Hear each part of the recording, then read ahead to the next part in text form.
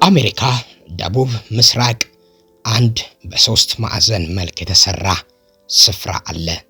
የስፍራ በስተሰሜን ከቤርሙዳ አንስቶ ከዘለቀ በኋላ ወደ ምስራቅ ባሃማስን ሰንጥቆ በማለፍ አንድ ነጥብ ላይ ይደርሳል።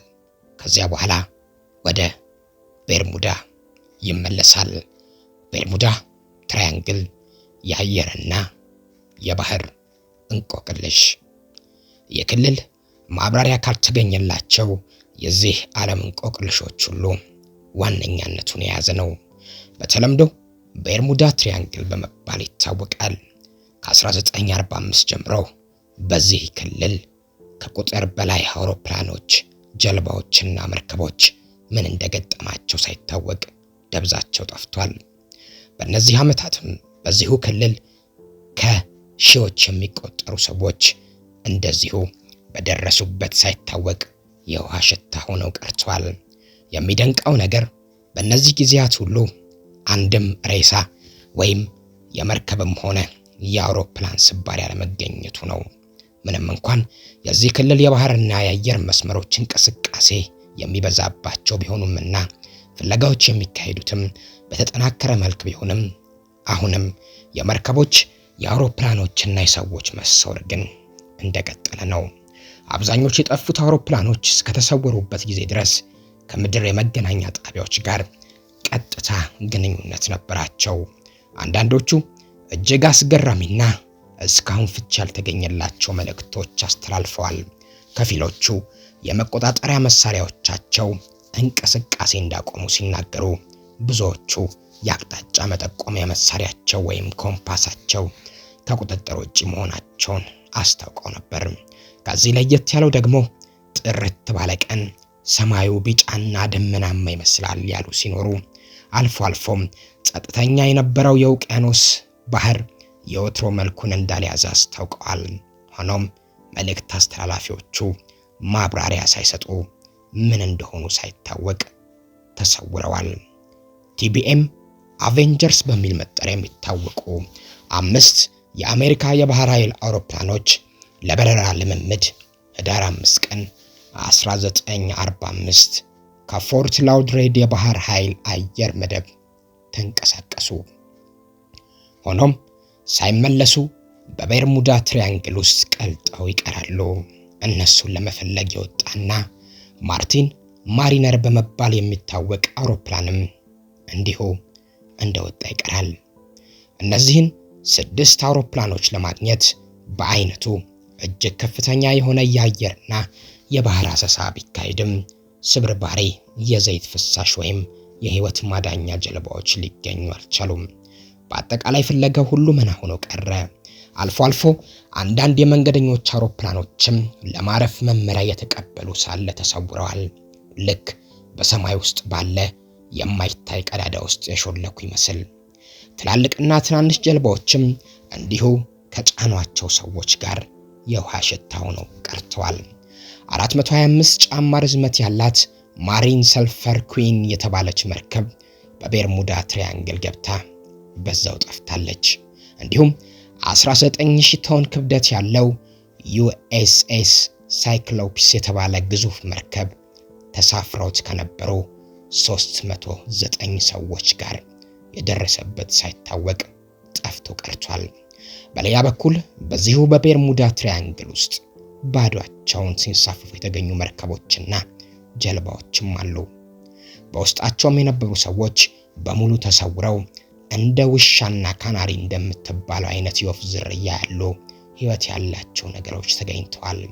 ግን ምን ያደርጋል፣ ውሻና ወፍ እንደው ምን ተፈጠረ ምን ማስረዳት አይችሉም። ይገርማችሁና አንድ ጊዜ አንድ በቀቀን ንግግር መልመድ የሚችል ወፍ መርከቡ ላይ ከነበሩ ሰዎች ጋር አብሮ ጠፍቷል። በአሁኑ ጊዜ በዚሁ የቤርሙዳ ትራያንግል አውሮፕላኖችና መርከቦች ይሰወራሉ። በዚህም አካባቢ አንድ ያልተፈታ እንቆቅልሽ እንዳለ የዓለም ህዝብ ከተገነዘበም ውሎ አድሯል። በየጊዜው የሚገኙ ተጨማሪ መረጃዎች የዓለምን ህዝብ የቆየ አስተሳሰብ እየለወጡ ቢሆንም እንቆቅልሾቹን ግን መፍታት አልቻሉም። በየጊዜው ለሚከሰቱ የአውሮፕላኖችና መርከቦች መሰወር በየአካባቢው ብዙ መላምቶች ቀርበዋል።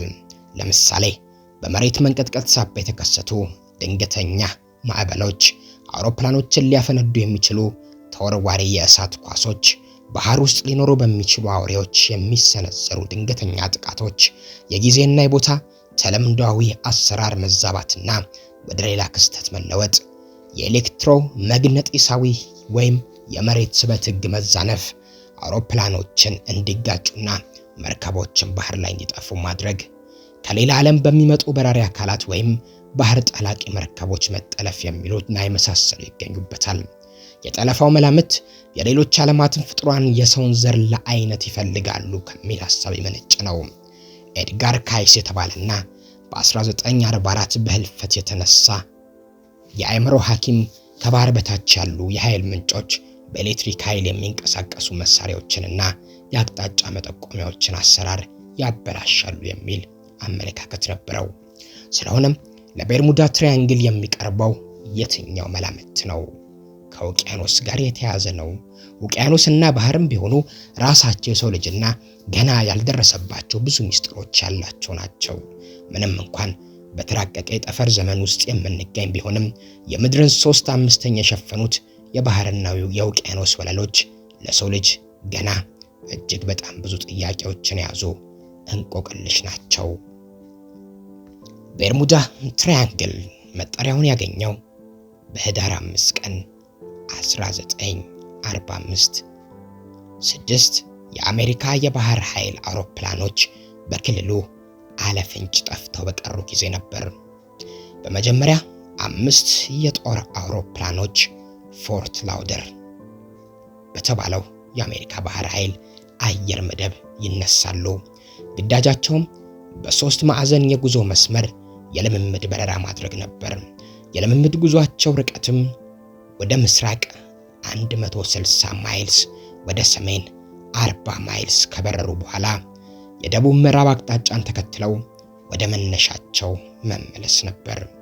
ይህ ሐሳባዊ የ3 ማዕዘን ቅርጽ ያለው ቦታ በቤርሙዳ ስም ከመጠራቱ በፊት የሰይጣን ትራያንግል፣ የሞት ትራያንግል፣ የሁዱ ባህር፣ የአትላንቲክ መቃብርና ሌሎች መሰል ስሞች ይሰጡት ነበር። ሆኖም ከተከታዩ ጊዜ በቤርሙዳ የተሰየመበት የራሱ ምክንያቶች ነበሩ። መጀመሪያ ከፎርት ላውድሬድ የሚነሳው የ3 ማዕዘን የበረራ ንድፍ መገናኛ ነጥቡ ከቤርሙዳ ጋር ቀጥተኛ መስመር ላይ ነበር። በተጨማሪም የደረሱበት ሳይታወቅ የሚጠፉ አውሮፕላኖችና መርከቦች የተሰወሩበት ክልል ሰሜናዊ ድንበር ቤርሙዳ ነው የሚል ግምት አለ። ታዲያ የ5 አውሮፕላኖች መሰወር ሳያንስ 13 ሰዎች እንደጫነ ለፍለጋ የተንቀሳቀሰ አውሮፕላን የውሃ ሽታ ሆኖ መቅረትም ቀደም ብሎ ባልታየ ሁኔታ የዓለምን ሕዝብ ስሜት የቀሰቀሰ ነበር። ሁኔታው እንዲህ ነበር። ህዳር 5 ቀን 1945 ከቀትር በኋላ ከፎርት ላውድሬድ የተነሱ የነዚህ አውሮፕላኖች ቡድን በረራ 19 የሚል መለያ ነበረው። አውሮፕላኖቹ ይንቀሳቀሱ የነበሩትም በ5 አብራሪ መኮንኖችና በ9 ረዳቶቻቸው ነበር። በተለምዶ በእያንዳንዱ አውሮፕላን 2 ረዳቶች የሚመደቡ ሲሆን በዛች እድለቢስ ቀን ግን አንዱ ረዳት በራሱ ጥያቄ ከልምምድ ግዳጁ ቀርቶ ነበር። በምትኩ ሌላ ሰው አልተመደበም። አውሮፕላኖቹ TBM 3 አቬንጀር የሚባሉ የባህር ኃይሉ ቦምብ ጣዮች ሲሆኑ እያንዳንዳቸው ከ1000 ማይልስ በላይ አለ ስጋት ሊያበራቸው የሚችል ነዳጅ ሞልተው ነበር ሲነሱ። በየጊዜው የሙቀት መጠን 65 ዲግሪ የነበረ ሲሆን ፀሐይ ብርሃኗን ሙሉ በሙሉ በምድር ላይ ፈንጥቃለች። አልፎ አልፎ የተበታተኑ የዳመና ስብስቦች ከመታየታቸውም በላይ ከሰሜን ምስራቅ በኩል ይነፍስ የነበረው ለስለስ ያለ ነፋስ ደስ የሚያሰኝ ነበር። ቀደም ሲል በተመሳሳይ ሁኔታ የበረሩ አውሮፕላን አብራሪዎች የአየሩ ሁኔታ ለበረራ እጅጉን ተስማሚ መሆኑን ገልጸውም ነበር። በተነደፈው ዕቅድ መሰረት የበረራ ልምምዱ ይፈጃል ተብሎ የታሰበው 2 ሰዓት ነው። ከቀኑ ልክ 8 ሰዓት ላይ አውሮፕላኖቹ ከአየር መደቡ መንቀሳቀስ ጀምረው 8 ሰዓት ከ10 ሲሞላ በሙሉ አየር ላይ ነበሩ። የቡድኑ መሪ ሌፍተናንት ቻርለስ የተባለና ወደ 2500 ሰዓት በመብረር ከፍተኛ ልምድ ያካበተ ሰው ነበር። ቡድኑ በመጀመሪያ የበረረው ከቢሚኒ በስተሰሜን ወደሚገኝ ቺክን ሾልስ ወደ ተባለ ስፍራ ነበር። እዛም አካባቢ አንድ የተወሰነ ኢላማ የመምታት ልምምድ ማድረግ ነበረባቸው። አብራሪ መኮንኖቹም ሆኑ ረዳቶቻቸው ከፍተኛ ልምድ ያላቸው ስለነበሩ በረራ 19 የተለየ ነገር ይገጥመዋል ተብሎ የጠረጠረ አልነበረም። ሆኖም ያልታሰበ ሁኔታ ድንገት ተፈጠረ። 9 ሰዓት ከሩብ ሲሆን ቡድኑ ኢላማ በቦምብ የመደብደብ ልምምዱን አጠናቆ ወደ ምስራቅ አቅጣጫ መብረር ይቀጥላል። ይህን ጊዜ በአየር መደቡ መቆጣጠሪያ ማማ ላይ የነበረው የራዲዮ ኦፕሬተር ከቡድኑ መሪ ከሌፍተናንት ቻርለስ ቴይለር ያልተለመደ መልእክት ሰማ። በወቅቱ የተደረገውና በመዝገብ የሰፈረው የንግግር ልውውጥ እንዲህ ነበር። የበረራ መሪው ይናገራል። ሃሎ፣ ይህ አስቸኳይ ጥሪ ነው። ከበረራ መስመራችን የወጣን ይመስላል። መሬት አይታየንም። እደግመዋለሁ፣ መሬት አይታየንም። የበረራ መሪው ድምጽ ነበር። የራዲዮ ኦፕሬተሩ ተቀብሎ ያላችሁበትን ትክክለኛ ቦታ የት ነው ያላችሁት አለ። የበረራ መሪው ቀጠለ። ያለንበት ቦታ የት እንደሆነ እርግጠኞች አይደለንም። በትክክል የት እንዳለን ማወቅ አንችልም። መንገዱ የጠፋን ይመስላል። የራዲዮ ኦፕሬቱ ወደ ምስራቅ አቅጣጫ ለመጓዝ ሞክሩ የሚል መልእክት አስተላለፈ። ታዲያ የበረራ መሪው ምዕራብ በየትኛው አቅጣጫ እንደሆነ አናውቅም።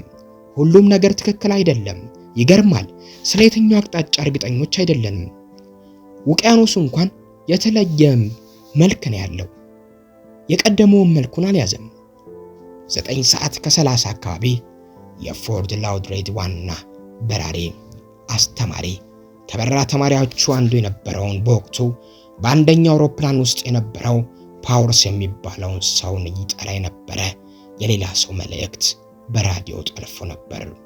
ይህም ሰው ፓወርስን የአቅጣጫ መጠቆሚያ መሳሪያው ምን እንደሚያመለክት ይጠይቀዋል።